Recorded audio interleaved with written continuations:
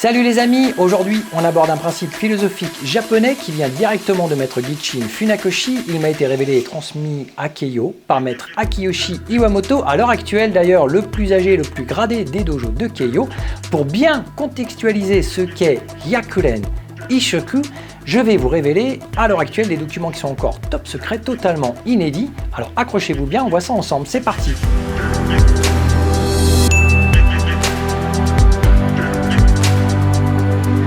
Alors comme je vous le disais en préambule de ce tuto, Hyakuren Ishoku, c'est un principe philosophique japonais qui m'a été révélé et transmis par maître Akiyoshi Iwamoto. C'est une personne qui est d'une part un élève direct de maître Funakoshi, mais qui a passé beaucoup de temps avec lui. À l'époque, c'était l'équivalent un petit peu de son majordome. Il était chargé de l'accompagner dans tous ses déplacements, notamment entre chez lui et le dojo, de passer beaucoup de temps avec lui, de philosopher, d'avoir pas mal d'expérience sur les tatamis et hors tatami, et c'est la personne en fait qui a reçu son Keiyodan de la main de maître Funakoshi lui-même. Là où j'ai un affect très particulier avec cette personne-là, c'est que déjà il m'a très bien accueilli depuis plus de 20 ans au dojo de Keiyo. On a travaillé ensemble et c'est lui qui m'a remis de sa propre main mon Keiyodan il y a plus d'une dizaine d'années au sein même des dojos de Keiyo à Tokyo, et surtout il a participé, il a contribué à mon deuxième ouvrage. Alors, il y a une petite décennie, je sortais le volume 1 des kata et bunkai applications traditionnelles de Keiyo et Goshinjutsu, qui était préfacé par maître Nagura Toshihisa, qui est aujourd'hui le directeur de la Mita Karatekai des dojos de Keiyo, mais qui est aussi le secrétaire général de la Fédération mondiale de karaté. Eh bien, le volume 2, qui est toujours en préparation, qui a pris énormément de retard pour ceux qui me suivent, vous le savez très bien, est préfacé depuis, pour le coup, maintenant 6-7 ans, par maître Akiyoshi Iwamoto, et c'est dans cette préface qu'il va me parler de cette philosophie Hyakuren Ishoku.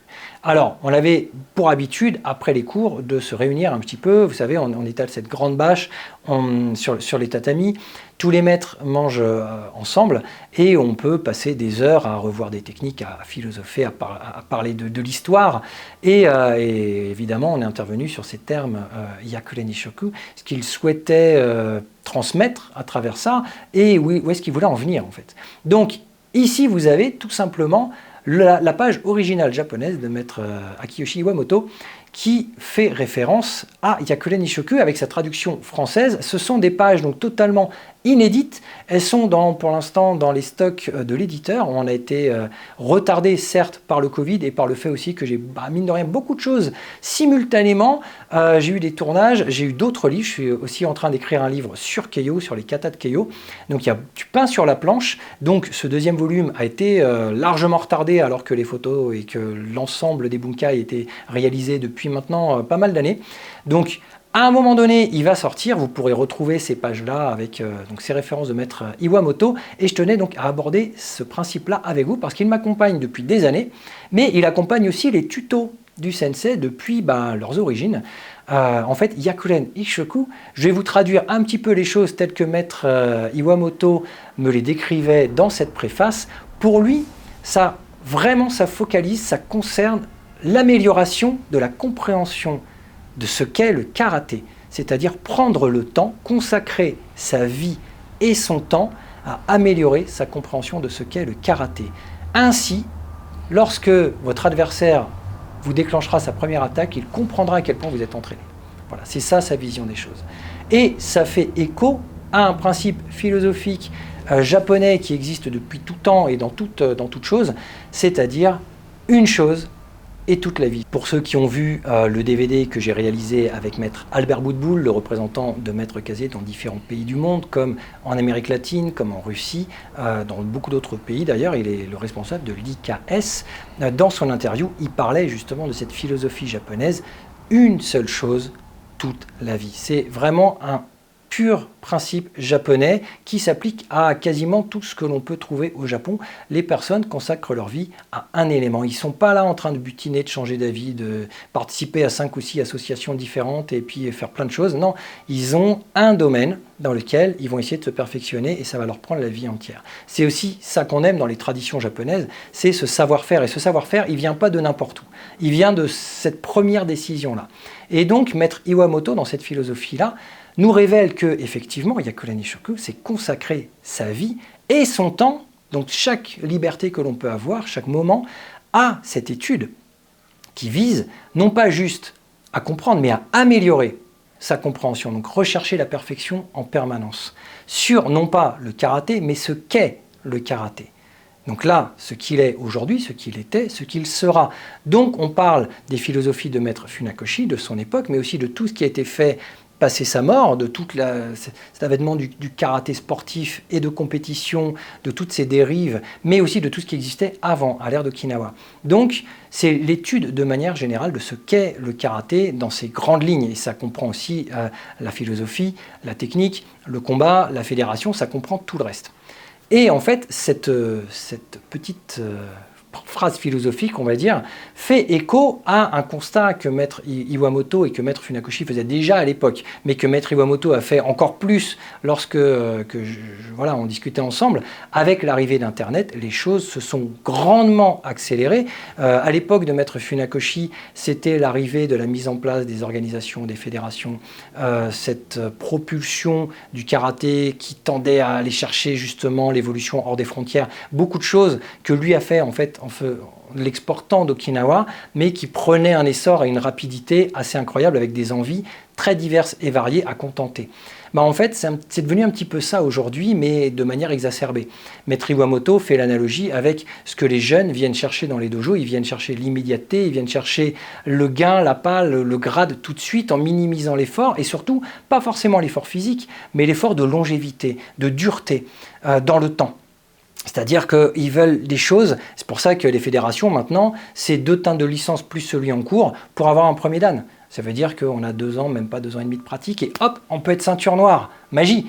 Donc on a cette philosophie du tout de suite et maintenant, et il faut avoir ses objectifs et il faut les atteindre. Et grâce, on va dire, entre guillemets, à la culture Internet, les gens peuvent se documenter, se sourcer et apprendre et étudier sur Internet. Donc ça, c'est son premier reproche en fait à Maître Iwamoto, c'est de se dire que on ne prend plus le temps de laisser les choses se faire et on ne prend plus le temps de laisser au corps, on va dire, le temps au corps de comprendre fondamentalement les choses. Et ça, ceux qui pratiquent depuis très longtemps peuvent le comprendre, que ce que j'ai vu il y a 10 ou 15 ans, je commence peut-être seulement à le comprendre maintenant et à l'intégrer physiquement parlant, parce que je l'ai répété tellement de fois qu'il commence à en devenir naturel. Comme l'écriture, celui qui écrit moins ou qui écrit plus parce qu'il est sur un clavier, quand il écrit, ça devient plus difficile. On continue à écrire, ça devient facile. Et inversement, celui qui écrit, qui n'utilise pas un clavier, aura du mal sur le clavier. Donc, on en est là, sur ce constat, et qui fait écho aussi, donc certes, à ma philosophie, mais à ces tutos, tout simplement, les tutos du sensei. À aucun moment, je vous apprends à donner un coup de poing, donner un coup de pied. Non, je laisse le travail du sensei au sensei. Ça, c'est des choses que vous devez apprendre en dojo, en pratiquant, et je vous laisse libre arbitre de faire votre travail.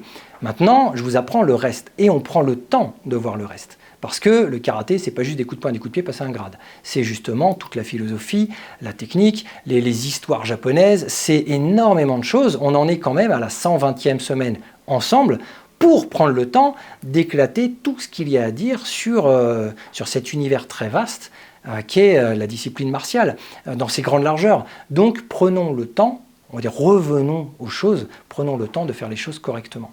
Maître Lombardo, vous le connaissez peut-être, Patrick Lombardo, il était le rédacteur en chef de Karaté Bushido et d'autres revues de l'European Magazine pendant très longtemps, fondateur du Pankido et des ceintures d'or, j'ai travaillé très longtemps avec lui, un mec adorable, vraiment très compétent et très adorable.